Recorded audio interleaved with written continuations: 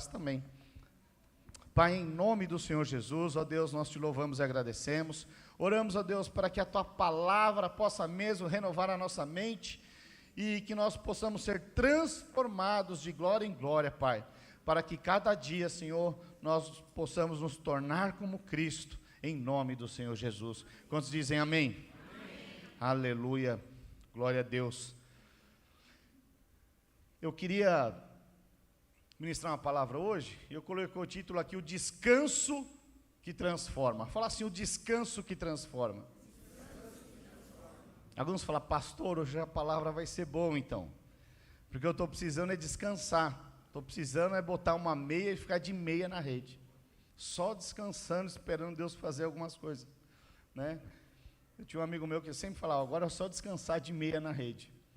Mas veja, existe de fato um descanso, e esse descanso muitas vezes não é na rede, porque tem muitas pessoas que estão até deitadas na rede, mas quando levantam estão reclamando de dor nas costas e tudo mais e tal, o pernilongo que veio e picou e tal, não foi um descanso, pode ter sido um cochilinho, um ronquinho ali depois de um almoço gostoso, mas que não renovou e não te transformou, às vezes até trouxe até algum transtorno, ficou meio torto na rede, né, deu um torcicolo, mosquito, enfim, mas eu estou falando de um descanso que verdadeiramente nos transforma, um descanso que não é um descanso produzido pelo homem ou pela força do seu trabalho, mas é um descanso produzido pelo próprio Espírito de Deus, é um descanso que muitas vezes excede todo entendimento natural,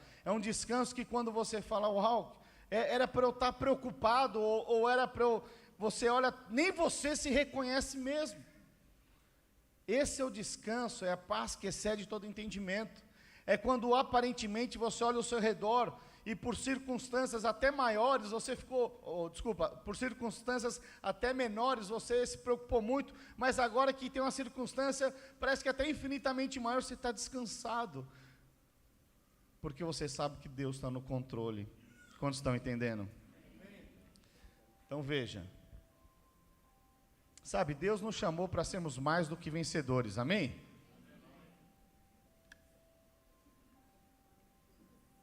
Olha as trombetas tocando aí. Eu não sei o que é, mas parece que foi aqui. Então veja, nós fomos chamados para sermos mais do que vencedores.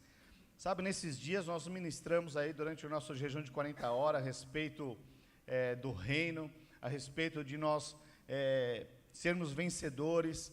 Sabe, quando você começa a entender a palavra de Deus, que não tem a ver só com a salvação, mas tem a ver com a edificação do reino, porque é através da edificação do reino que você vai se tornar um vencedor. Sabe, quando a sua mente começa a ser renovada dessa maneira, você fala, não quero estar em outro lugar, a não ser na edificação do reino de Deus, amém? Vamos ler lá em Apocalipse 21, né? Apocalipse 21 a partir do verso 5,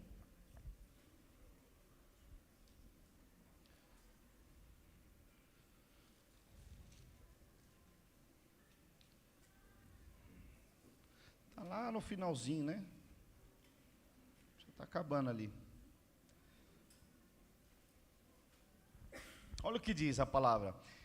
E aquele que está assentado no trono disse, eis que faço novas todas as coisas. E acrescentou, escreve porque estas palavras são fiéis e verdadeiras. Disse-me ainda, aqui é o apóstolo João dizendo, né? Disse-me ainda, tudo está feito. Eu sou o alfa e o ômega, o princípio e o fim. Eu, a quem tem sede, darei de graça da fonte da água da vida. O vencedor herdará estas coisas, e eu lhe serei Deus, e ele será meu filho. Sabe, queridos, essa é a posição dos vencedores, né? São aqueles que vão governar com Cristo, são aqueles que não estarão chorando, acredite. Então não existe outro lugar, mas para que nós possamos a cada dia crescermos e avançarmos, sabe? Tem coisas que nós precisamos entender e compreender da palavra de Deus. Então, quando a palavra de Deus diz que o meu povo perece por falta de conhecimento, veja, não é por falta de salvação. O povo perece não é porque aceitou Jesus, é porque não conhece a palavra de Deus. E a forma de nós sermos transformados é conhecendo. Você só conhece alguém é se relacionando. Você só conhece alguém como diz aí meu pai, é comendo 1 quilo de sal, é andando junto. Sabe, às vezes, eu gosto muito dos nossos jovens que fazem corte. Por quê? Porque eles fazem justamente para se conhecer. Às vezes você vê casais que namoram 12 anos, 16 anos, 20 anos, mas aí eles se casam, vão morar na mesma casa, e aí o que acontece? Em 6 meses se separam. As pessoas perguntam, mas como não deu certo? Como não deu certo?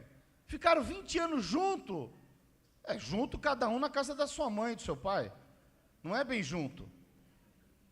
Eles se encontravam para transar e beijar, é diferente.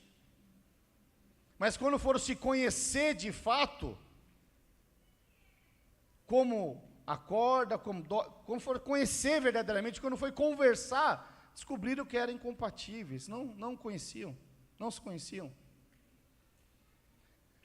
Então veja, para conhecer precisa estar perto, precisa trocar palavras, precisa falar, precisa ouvir. Por isso que a palavra de Deus fala que o meu povo perece por falta de conhecimento. Então nós precisamos ler a palavra, precisamos conhecer, porque é isso que vai trazer transformação em nós. É isso, em determinadas circunstâncias, a palavra de Deus, a sabedoria do Senhor vem, e aí nós lidamos de uma forma completamente diferente. Completamente diferente. Depois que você passa e fala, uau, mas, nossa, eu nem pensei, como que foi aquilo? Foi a sabedoria de Deus fluindo através da sua vida. Através na educação dos seus filhos, no tratamento com o seu cônjuge, né, numa negociação da sua empresa, no seu trabalho. Então nós precisamos, porque assim nós vamos nos tornar mais do que vencedores, amém? Então compreenda, quando você tem uma experiência com o Senhor Jesus, e você aceita o Senhor Jesus como o único Senhor e Salvador da sua vida, uma semente divina, ela é lançada em você, que é uma terra boa. Agora veja, uma semente, quando ela é lançada numa terra, há uns anos atrás aí, saiu uma matéria, né, que acharam uma semente de carvalho, 2000 anos aquela semente estava intacta,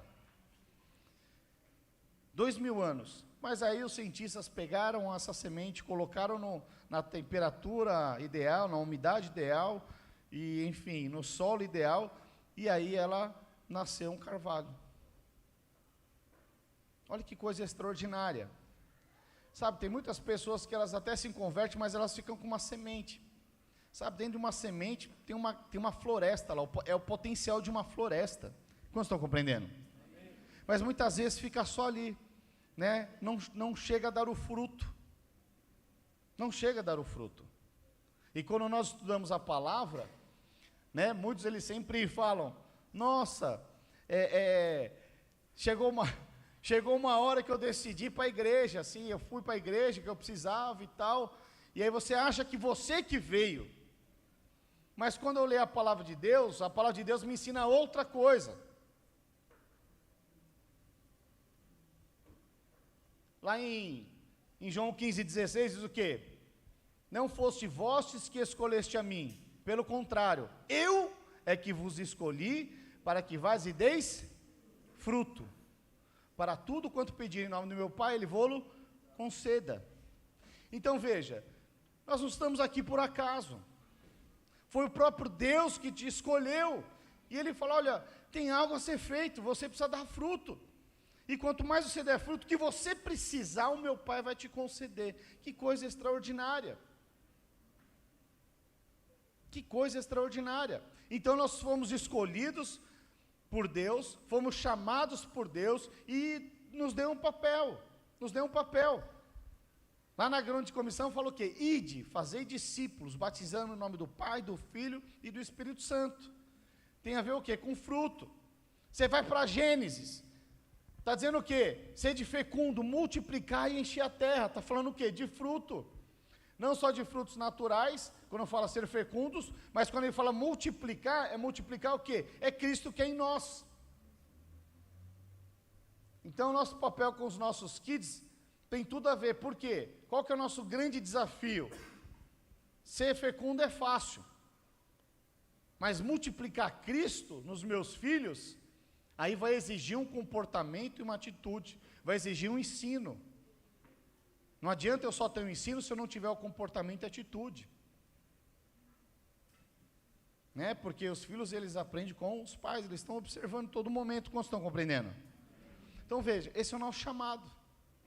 Agora, muitas pessoas no meio do processo, elas parecem que têm determinados pontos da vida que elas param, elas travam. E parece que ela não muda mais. E às vezes eu vejo assim, pastor, ali não tem jeito não, ali não muda mais.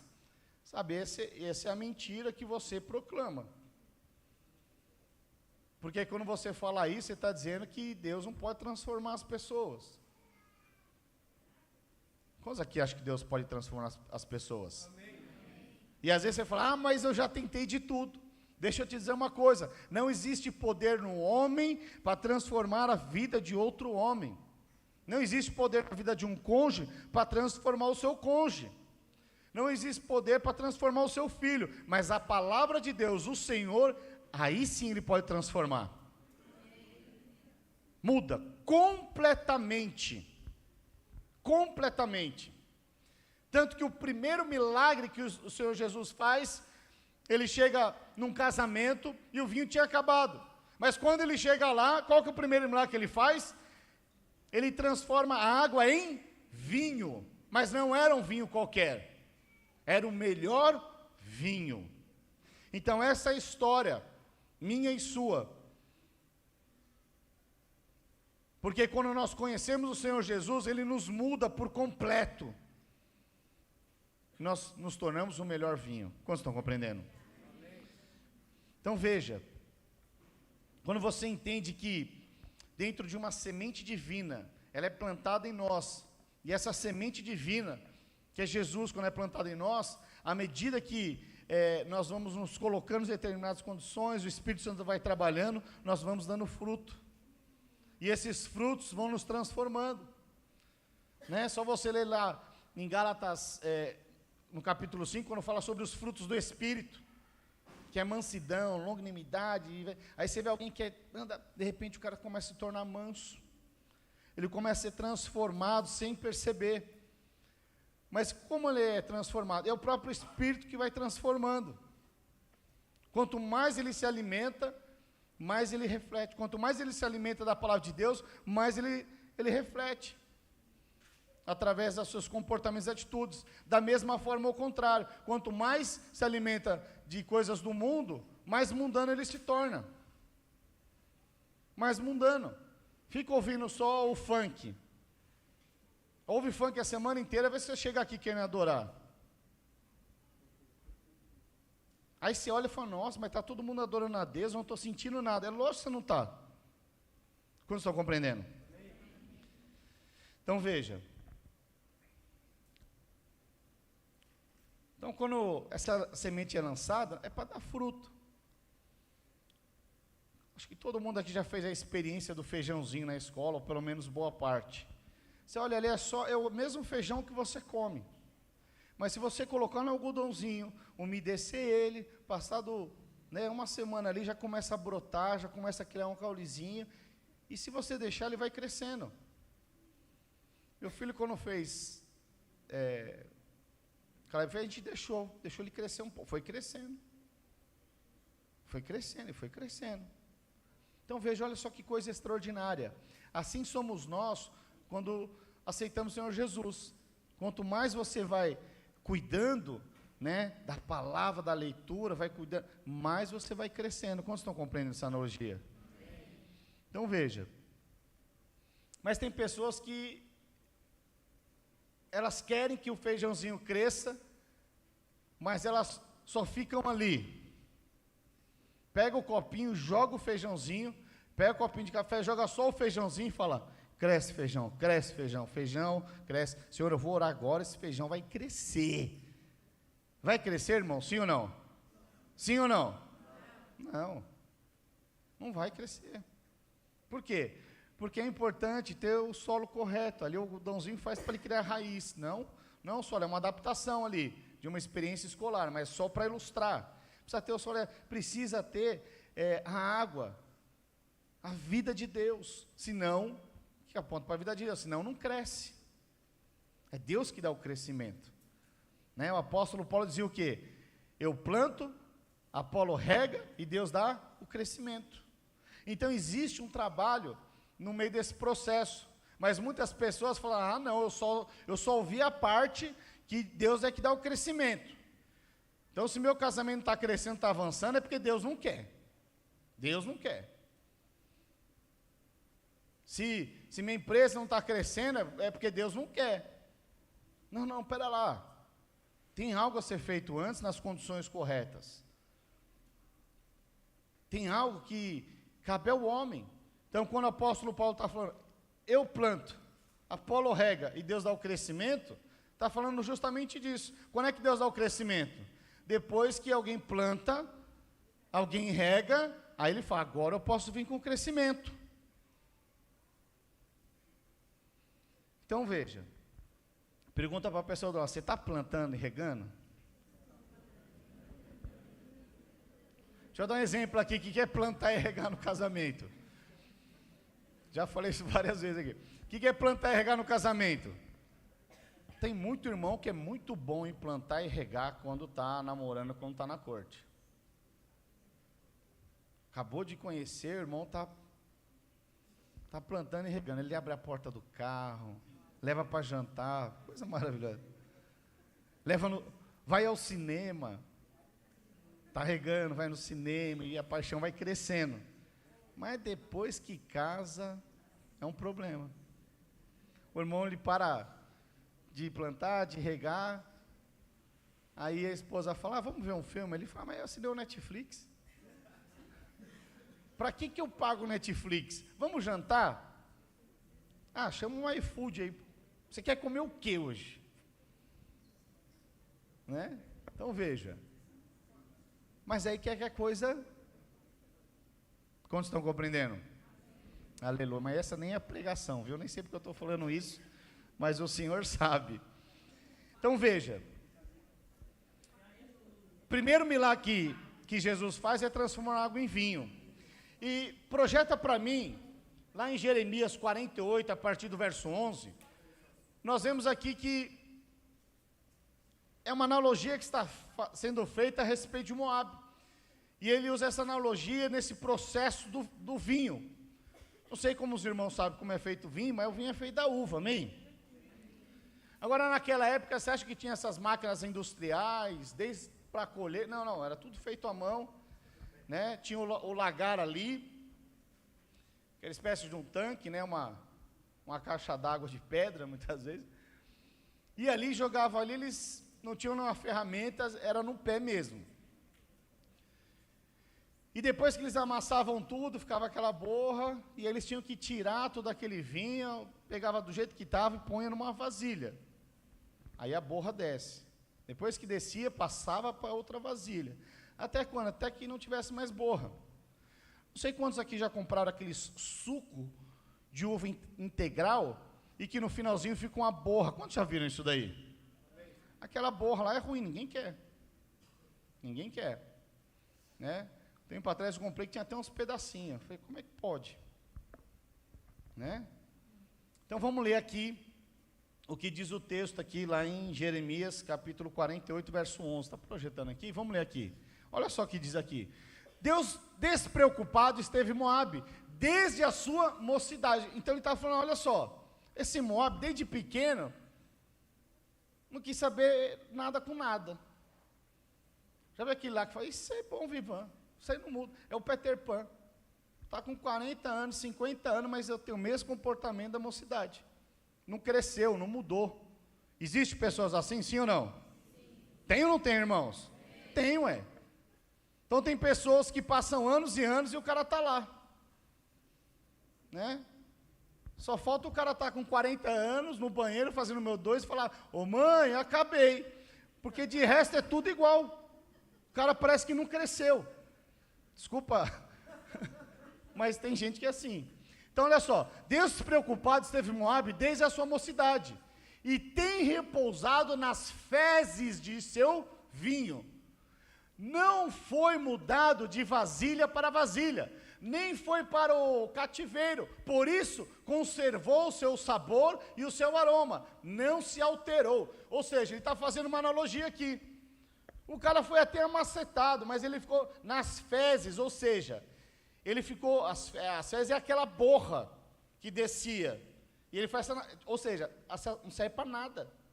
Isso daí não vai mudar. Para o cara ser mudado, ele teria que ser mudado para outra vasilha, porque ele permaneceu nas fezes, né, desse vinho, não foi alterado o sabor, nem o aroma, ou seja, não houve transformação.